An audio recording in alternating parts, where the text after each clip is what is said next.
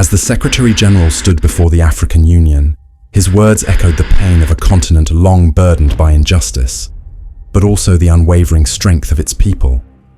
From the bloodshed in Sudan to the unending suffering in Gaza, from the cries in the heart of the Congo to the silent resilience across the Sahel, Africa continues to rise. But the question remains: how long will a continent so rich in potential be held back by the weight of global neglect?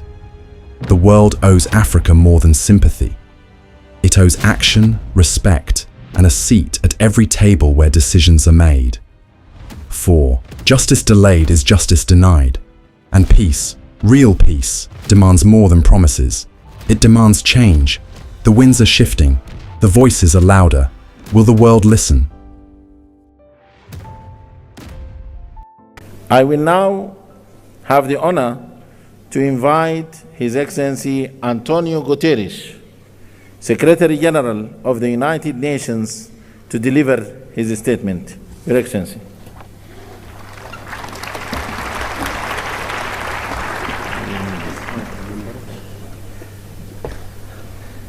Monsieur le Président de l'Union africaine, Excellences, Excellencies, ladies and gentlemen, all protocol observed. President Mohamed Ould Ghazouani, thank you for your leadership in the outstanding exercise of your mandate. Presidente João Lourenço, parabéns e aguardo com expectativa a oportunidade de trabalhar consigo como novo Presidente da União Africana.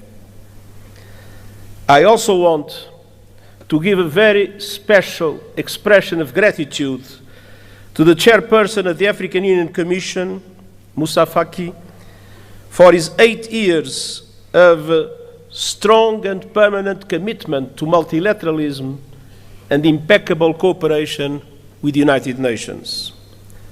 Cher Moussa,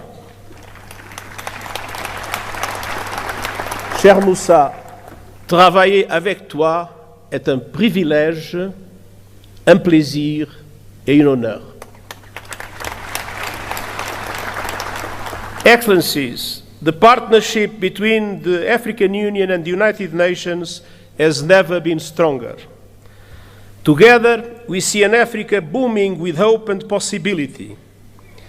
You have a booming, enterprising population, including the largest number of young people in the world.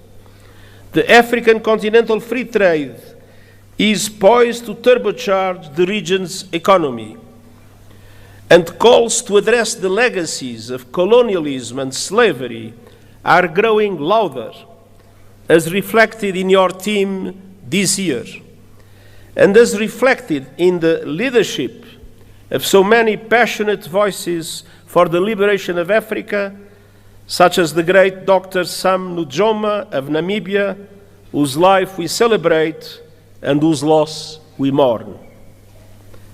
The world must never forget that Africa is the victim of two colossal and compounded injustices.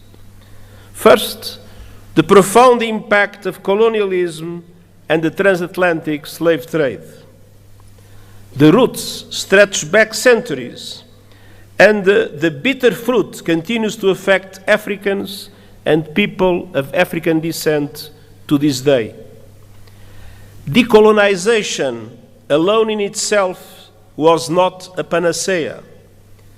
Political independence did not free countries from structures based on exploitation and decades of economic, social, and institutional underinvestment. It is high time for reparatory justice frameworks to be put in place. Second, Africa was under colonial domination when today's multilateral system was created, and that injustice endures. Look no further than the United Nations Security Council. There is no excuse that Africa still lacks permanent representation in the 21st century. I will keep working with the African Union and all member states to ensure the representation Africa needs and the justice you deserve, including with 2 permanent members of the Security Council.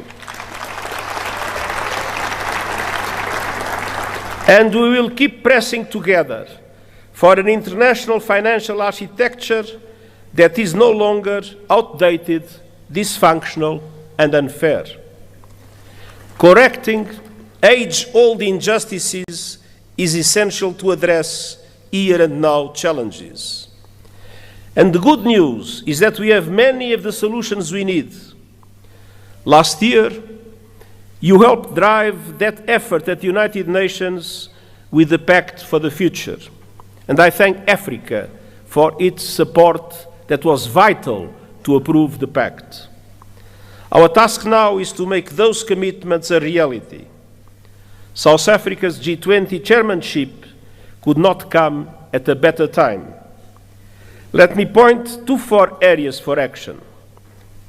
First, we must push for peace, security, and alleviating appalling levels of human suffering. Sudan is being torn apart before our eyes and is now home to the world's largest displacement crisis and famine. As we near the holy months of Ramadan, it is time for an immediate cessation of hostilities. And the international community must come together to stop the flow of weapons and the bankrolling of bloodshed. In the Democratic Republic of the Congolese people have been suffering yet again from a brutal cycle of violence. And the fighting that is raging in South Kivu as a result of the continuation of the M23 offensive threatens to push the entire region over the precipice.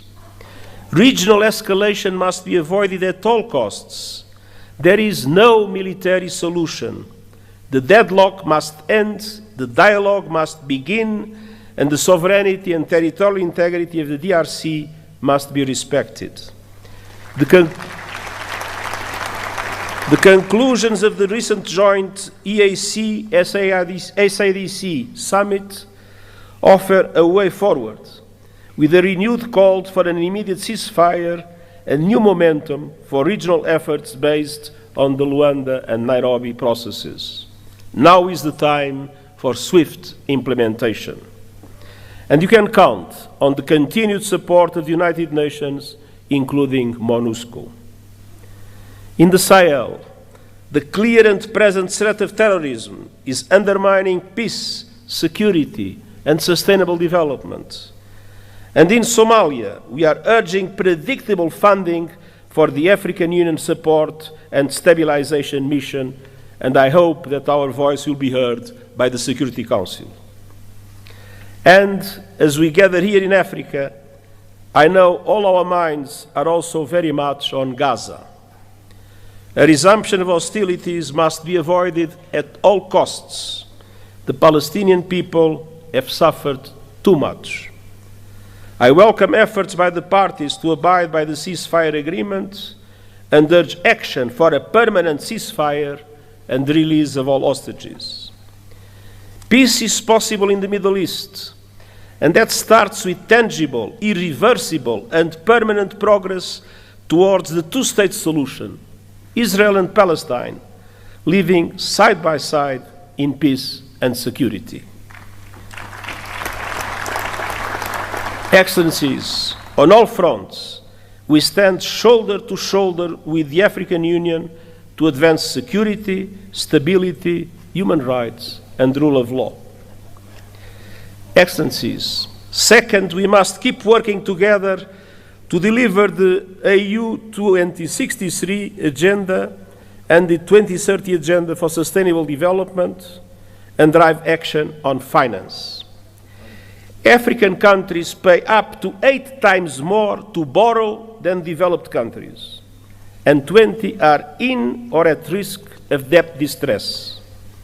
The Pact for the Future supports an international financial architecture reform to reflect today's economy, ensuring fair representation and urging effective action on debt relief. And I will stand with Africa as a matter of justice and to right the historic wrongs. Excellencies, third, the climate crisis. Climate disasters are tearing across Africa, destroying lives, upending livelihoods, devastating economies, and inflaming conflict. At the same time, the renewables revolution is unstoppable, and Africa is poised to become a global clean energy powerhouse. Yet, today, Africa receives just 2% of global renewables investment. Realizing Africa's potential requires access to affordable finance, including by implementing the COP29 finance decision fully and on time, and supporting development of a roadmap to realize $1.3 trillion a year. Excellencies, Africa has contributed little to the climate crisis, yet is paying the price with record droughts, floods, and heat. Climate justice requires a massive investment in adaptation, with the international community bearing an enormous responsibility. Developed countries must double adaptation finance, and countries must significantly boost the loss and damage fund. Allow me a note. When the Loss and Damage Fund was created, the pledging conference that took place has allowed for an amount that is equivalent at the highest contract for a basketball player in the United States. It is absolutely necessary to make the Loss and Damage Fund an effective instrument to support developing countries in adaptation. And we also need justice when it comes to your abundant critical minerals. Too often, your countries are plundered, bound to the bottom of value chains as others grow rich on your resources. The work of the United Nations Panel on Critical Energy Transition Minerals is designed to help embed justice, sustainability, and human rights across the value chain. Africa's minerals must benefit Africa's people. Excellences, enfin, nous devons agir dans le domaine des nouvelles technologies, notamment l'intelligence artificielle. Près de 2/3 de la population africaine sont privés d'un accès fiable à l'Internet. Nous avons une responsabilité historique, faire en sorte que l'intelligence artificielle profite à l'humanité tout entière et pas seulement à quelques privilégiés, États et compagnie. Le pacte numérique mondial partage les ambitions du pacte numérique africain. Connectivité universelle, renforcement des capacités et une gouvernance responsable de l'intelligence artificielle. Je présenterai bientôt un rapport sur les modèles innovants de financement volontaire et les initiatives de renforcement des capacités afin d'aider les pays du Sud global à exploiter l'intelligence artificielle pour le bien commun. Ensemble, assurons-nous que les promesses seront tenues. Excellences, l'Union africaine et l'ONU sont unis et déterminés à rendre justice à votre continent sans laisser personne de côté. Nous disposons de bases solides pour aller de l'avant. Alors, ensemble, concrétisons ces engagements. Et permettez-moi de dire une dernière phrase dans ma langue maternelle. Digamos com uma só voz, viva África!